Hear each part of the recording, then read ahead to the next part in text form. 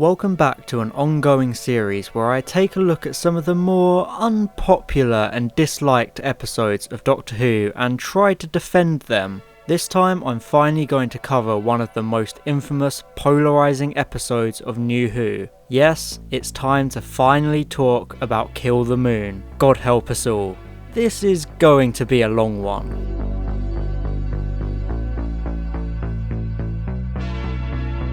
Kill the Moon is the 7th episode of the divisive Series 8 of Doctor Who. The episode puts the Doctor and Clara on the surface of the moon to solve a mystery threatening the Earth itself. There are terrifying spiders, stellar acting, and a huge moral dilemma. It's solid science fiction, but despite all of this, the episode will always be known for one thing. It's the episode where the moon is a giant space dragon egg.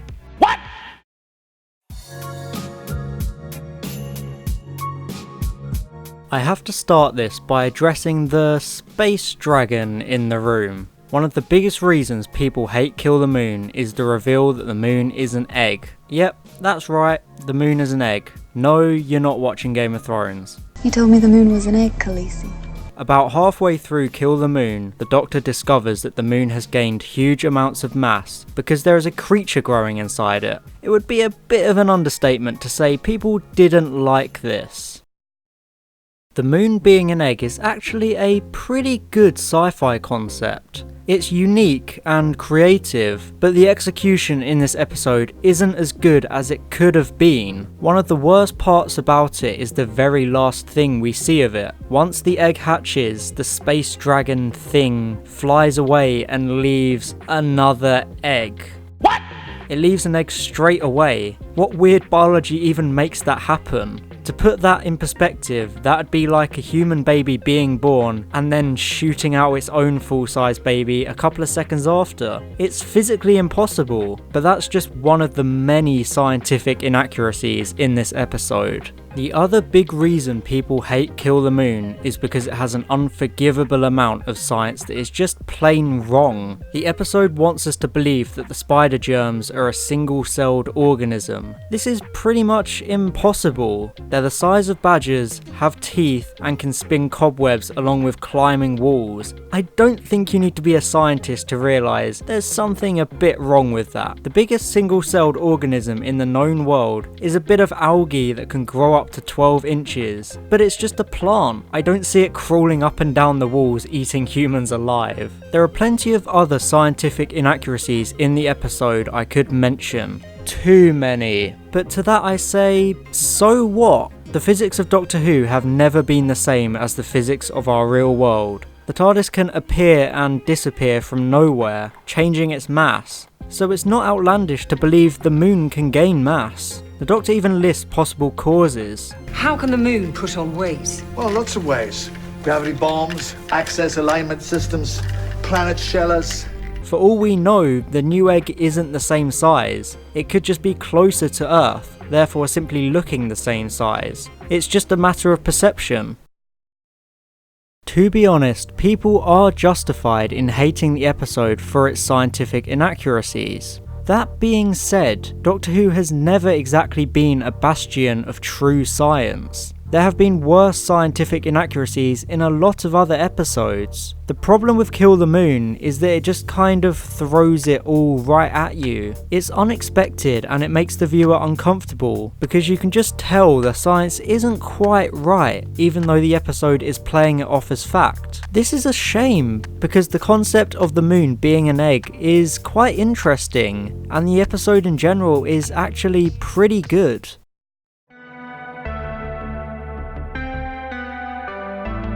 The episode is completely undermined and overshadowed by the whole egg situation. This is a huge shame because the actual episode is fantastic. It's a great Doctor Who episode. It is superbly shot. Seriously, Paul Wilmshurst does such an amazing job directing this episode. It looks incredibly polished with high production values. You could mistake some scenes for other higher budget sci-fi shows like The Expanse. You can really feel the eerie claustrophobia of the moon. It's one of the nicest looking episodes of Doctor Who. It's really cinematic. Apart from the egg stuff and the dodgy science, Kill the Moon is actually a really well written episode. There's a bit of everything. From the witty dialogue to the impassioned arguments, writer Peter Harness really hits the sweet spot of a high concept Doctor Who episode. There's no huge dramatic chase scenes or sonic screwdrivers saving the day. It slows things down to focus on the characters and their huge moral dilemma. It's quite similar to classic Who in that aspect. It uses the characters themselves to fix the problem, rather than some kind of magic wand which New Who has become infamous for. The writing combined with the phenomenal acting of the main cast creates such a tense atmosphere which truly communicates the high stakes of the episode.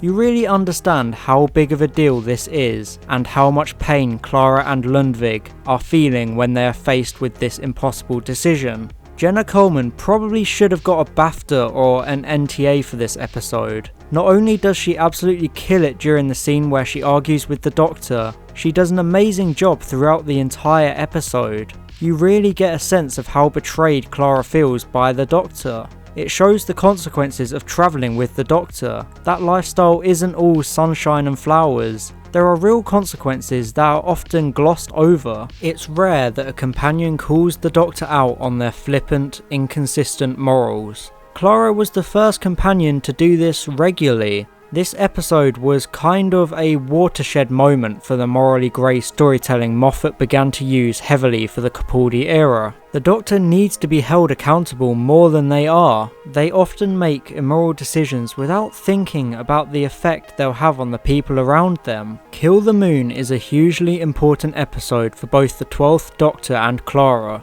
We discover just how selfish the Doctor has become since regenerating, but he finally starts to see those faults after the argument with Clara. The rest of Series 8 sees the Doctor change so much as a character. For example, In the Forest of the Night shows us how much he's been affected by Clara's words. This is my world too. I walk your earth, I breathe your air. On the flip side, Kill the Moon teaches Clara that to thrive in this lifestyle, she needs to be more independent rather than relying on the Doctor to solve their problems. After Kill the Moon, she starts to slowly act more and more like the Doctor, essentially becoming just like him, which is the cause of her downfall in Face the Raven. Why should I be so reckless? You're reckless all the bloody time. Why can't I be like you? The scene at the end where Clara argues with the Doctor is iconic for a reason. Both Coleman and Capaldi act so well in this episode, but most specifically in this scene. It's masterfully written and directed with no music at all until the end of the scene. This means that the music creates such a huge impact on the audience because it comes in to underline the emotional nature of the scene, right after the lack of music emphasised the severity of the situation. All the music in Kill the Moon is perfectly placed. Murray Gold's score is fantastic as always, and it fits the episode so well. Some people criticise Kill the Moon for supposedly pushing a pro-life abortion message, but this is simply not true. It was never written to be an intentional metaphor for abortion. Instead, it's a message against mindlessly destroying the unknown just because it has a small chance of being dangerous. It's a statement about humanity.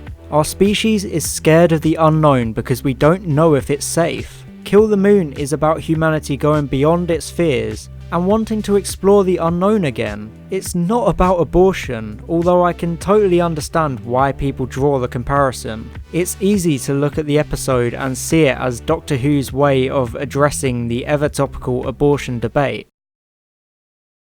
Before I wrap this up, I want to say the monsters are pretty solid, even if their existence is impossible. Sure, they're just spiders, but as an arachnophobe, they're spiders. They're scarier than your average giant spider though. These fuckers can survive in space, that's terrifying. They really fit in with the dark, intentionally Hinchcliffe style of the episode. The part when Lundvig shines a light into a crevasse and you see all the red glowing is utterly terrifying. It gives me chills. It hints at how many spider creatures are lurking underneath the surface, showing the wider threat to our protagonists.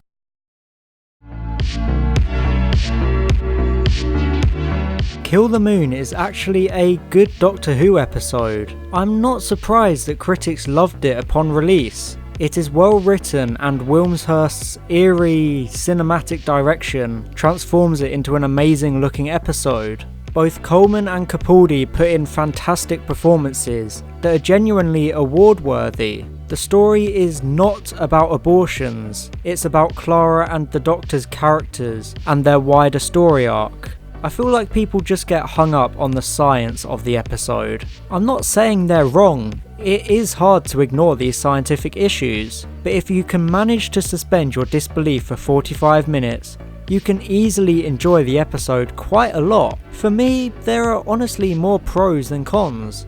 I don't think it deserves the hate it gets. It made a couple of bad mistakes, but people really overreact when it comes to Kill the Moon. So give it a second chance. If you manage to suspend your disbelief, who knows, maybe you'll love it.